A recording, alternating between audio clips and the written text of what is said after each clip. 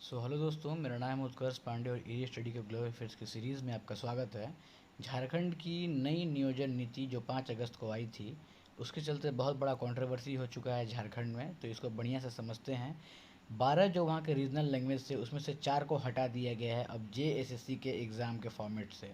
तो बढ़िया समझते हैं कि विपक्ष और पक्ष क्या बातें कर रही है इस पे, क्या वहाँ पे कंट्रोवर्सी चल रहा है और स्टूडेंट पे क्या इसका असर होने वाला है, ये भी बढ़िया है समझेंगे। खासकर बिहारी ओरिजिन जो स्टूडेंट्स हैं, उनको बड़ा दिक्कत होने वाला है इस फैसले से। तो बढ़िया से एनालाइज करके सब कुछ समझेंगे। तो लास्ट तक वीडियो को देखिएगा और समझिए पूरे कहानी को। जेएसएससी के लिए बहुत बड़ा ये इंपॉर्टेंट, झारखंड के लोगों के लिए मेनली ये बहुत इंपॉर्टेंट वीडियो होने वाला है। तो समझते हैं बढ़िया से। तो पहले ये हम लोग जानते हैं कि झारखंड 2000 में बना, यानी कि 2000 में बिहार से अलग होकर झारखंड बना। 20 साल महज अभी लगभग लगभग होने वाले हैं, 21 साल झारखंड के बने हुए। तो झारखंड में शुरू से ही बड़ा दिक्कत रहा है कि वहाँ के मूल निवासी कौन है। जो लोग माइग्रेट होके बिहार से, या फिर जो लोग जब बिहार था तब यहीं पे रहते थे और अब जब ये झारखंड बन गया तो अब ये झारखंड में ही रह गए हैं, लेकिन ये बिहारी थे।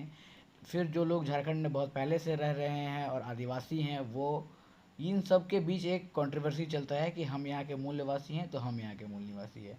मतलब कि इस राज्य को बने हुए अभी 20-21 साल ही हुए हैं, इसलिए यहाँ पे अभी ताज़ा ताज़ा यहाँ बहुत कंट्रोवर्सी होता है इसी बात पे कि यहाँ के मूल निवासी कौन है। और लैंग्वेज पे तो प्रॉब्लम होती है, ये तो पूरे भारत की बात है कि रिलीजियस हो, लैंग्वेज हो, इस पे तो हर जगह विवाद चला ही रहता है। तो इस बार फिर से यहाँ पे लैंग्वेज पे ही विवाद हुई है कि 12 लैंग्वेज में से 4 लैंग्वेज को हटा दिया गया है। तो आइए समझते हैं कौन कौन सा लैंग्वेज को हटाया गया और क्या दिक्कत चल रही है। तो ये देखिए, पहले झारखंड में ऑफिशियल लैंग्वेज वहाँ का हिंदी है। बहुत सारे लोग वहाँ पे, अधिकतर लोग वहाँ पे हिंदी बोलते हैं। हिंदी और खोटा मेनली वहाँ बहुत ज़्यादा चलता है। तो हिंदी वहाँ का ऑफिशियल लैंग्वेज है। और भी उसके साथ साथ नागपुरी, खोटा, कुर्मी, मगही, भोजपुरी, ये भी झारखंड में चलता है। और झारखंड में कुछ लैंग्वेज को सेकंड लैंग्वेज भी कहा जाता है, जैसे कि अंगिका, बंगाली, भोजपुरी, हो, खरिया, कुरकर, देख रहे हैं आप यहाँ पे खोटा, ये सब का सब जो है ये सेकेंड लैंग्वेज के श्रेणी में भी आते हैं। तो ये जो लैंग्वेजेस हैं, इनमें से 4 लैंग्वेज को, ये सब टोटल जो लैंग्वेज हैं 12 हैं, इनमें से 4 को हटा दिया गया है। ये देखिए बढ़िया से क्या लिखा है यहाँ पे कि 5 अगस्त को राज्य सरकार ने नई नियोजन नीति जारी की।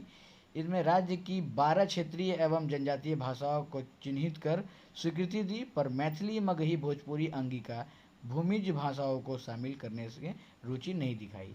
समझ पा रहे हैं कि सारे के सारे लैंग्वेज को अप्रूव किया, मगर 4 को छोड़ के। वो 4 कौन कौन से थे? तो मैथिली, मगही, भोजपुरी और अंगिका। आप देख पा रहे हैं, मैथिली, मगही, भोजपुरी, ये सब आप दिख रहा होगा आपको। बिहारी ओरिजिन के लोग इसको बोलते हैं ज़्यादातर। यानी कि यहाँ पे अब देखिए थोड़ा थोड़ा इफेक्ट कैसे पड़ने वाला है बिहारियों पे।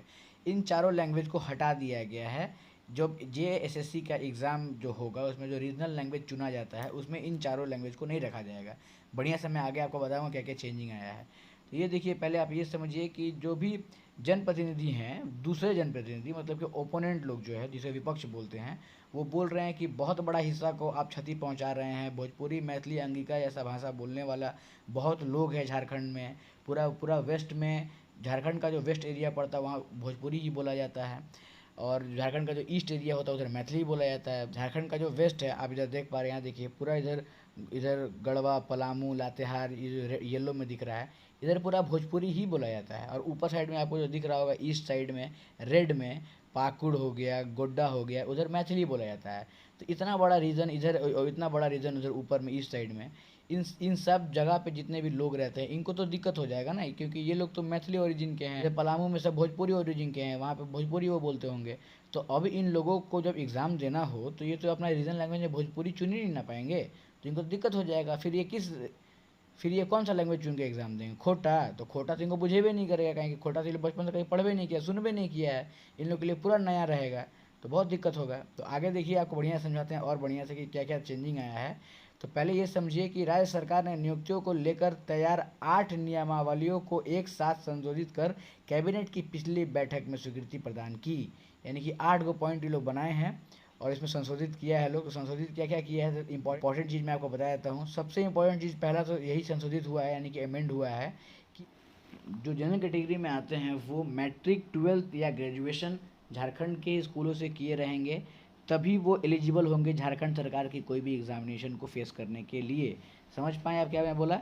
अगर आप मैट्रिक, ट्वेल्थ और ग्रेजुएशन झारखंड से ही किए हैं तो ही आप एलिजिबल हैं किसी भी झारखंड सरकार के एग्ज़ाम को देने के लिए, जेएसएससी हो, जेपीएससी हो, जहाँ भी झारखंड सरकार अपनी वैकेंसी निकालेगा वहाँ पे आप तभी एलिजिबल हैं भरने के लिए जब आप झारखंड से ही पढ़ाई किए हैं, 10 12 और ग्रेजुएशन। समझ पा रहे हैं? और ये सिर्फ जनरल वालों के लिए, जो जो रिज़र्व कैटेगरी में आते हैं, जिनको आरक्षण मिलता है, उनके लिए ऐसा कोई रूल नहीं है। मतलब समझ पा रहे हैं? उनके लिए ऐसा रूल नहीं है का मतलब क्या हुआ कि वो कहीं से भी पढ़ के आए हों, कोई दिक्कत नहीं है, वो जॉब के लिए अप्लाई कर सकते हैं। लेकिन अगर आप जनरल कैटेगरी से हो तो फिर आप 10 12 ग्रेजुएशन यहीं से किए रहेंगे, तभी आपको एलिजिबल माना जाएगा और तभी आप फॉर्म भी अप्लाई कर सकते हैं। समझ पाएँ ये पहला चेंजिंग क्या है। दूसरा चेंजिंग जो थोड़ा बेहतर है वो है कि जैसे एसएससी में होता है, पहले प्री फिर मेंस 2 एग्ज़ाम होते हैं, फिर आदमी क्वालिफाई करता है। तो अब क्या कर दिया गया है कि प्री और मेंस का एग्ज़ाम को एक ही में कर दिया गया है और एक ही एग्ज़ाम होगा, उसको क्वालिफाई कीजिएगा, जॉब के लिए चले जाइएगा। समझ पा रहे हैं? तो यहाँ टाइम थोड़ा सा कम लगेगा, टाइम टेकन बचा और बड़ा जल्दी से हो भी जाएगा। ये बड़ा बढ़िया चीज़ है, इसको थोड़ा सा मैं इसको सराहता हूँ, ये ठीक है।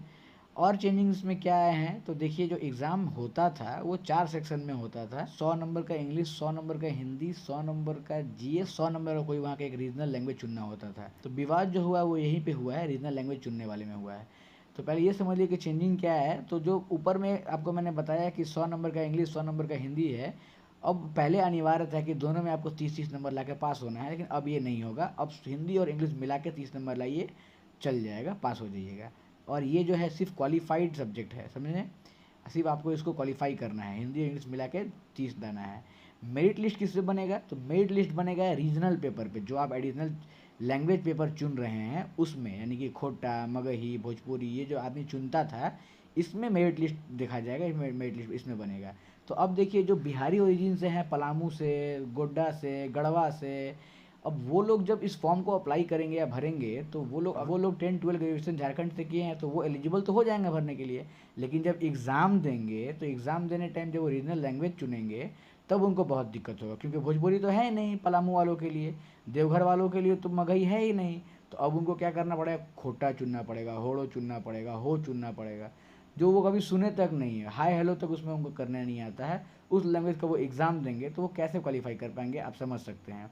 तो बहुत दिक्कत होने वाला है बिहारी ओरिजिन के लोगों को इस नियम से, ये तो साफ साफ दिख रहा है। लेकिन अब इस पर पक्ष विपक्ष क्या बातें करी, थोड़ा वो भी समझ लेते हैं। तो विपक्ष इसमें बोल रहा है कि ये बहुत गलत डिसीजन लिया गया है, बहुत बड़ा जनसंख्या को आप झारखंड का निराश कर रहे हैं इस डिसीजन के साथ, क्योंकि बहुत लोग हैं जो कि इन चारों लैंग्वेज में आते हैं और उनको फिर एग्ज़ाम्स में, उनको फिर झारखंड के गवर्नमेंट्स के जॉब्स में आप नहीं पार्टिसिपेट करने देना चाहते हैं। इस तरह का आपका मानसिकता है, ये विपक्ष पार्टी बोल रही है। और जो पक्ष की बात है और वो बोल रहे हैं कि ये बिल्कुल सही डिसीजन है हमारा, ये ऐतिहासिक फैसला है, ये सारा का सारा संशोधन बहुत जायज़ है और इसको उन्होंने वहाँ पे कैबिनेट से ही पास करवाया है। और वो बिल्कुल कॉन्फिडेंसली बोल रहे हैं कि झारखंड के निम्न वर्ग के लोग, वहाँ के एसटीज़, वहाँ के एससीज़, वहाँ पे जो जो प्रताड़ित लोग हैं, इन सब को इस संशोधन से बहुत फ़ायदा पहुँचेगा, इस नियोजन नीति से बहुत फ़ायदा पहुँचेगा। उन सबको मद्देनज़र रखते हुए, सबको देखते हुए इस फैसला को लिया गया है, जो कि आगे चल के फ्यूचर में बहुत बढ़िया करेगा। तो ये पक्ष का है। लेकिन स्टूडेंट के पॉइंट ऑफ व्यू से आपको क्या दिख रहा है, क्या आपको लगता है? अगर आप बिहारी ओरिजिन से हो तो आपको क्या लगता है, अपना कमेंट बॉक्स में ज़रूर बताएं। अगर आप बिहारी ओरिजिन के नहीं हो फिर भी अपना कमेंट ज़रूर करके बताएं कि ये जो सरकार का फैसला है ये सही है या गलत है। तो चलिए फिर मिलते हैं अपने नेक्स्ट वीडियो में। तब तक के लिए आपका सवाल है कि झारखंड का उप राजधानी को क्या है? तो झारखंड का उप राजधानी क्या है, कमेंट बॉक्स में ड्रॉप कीजिए अपना आंसर। फिर मिलते हैं नेक्स्ट वीडियो में, तब तक के लिए जय हिंद, जय भारत।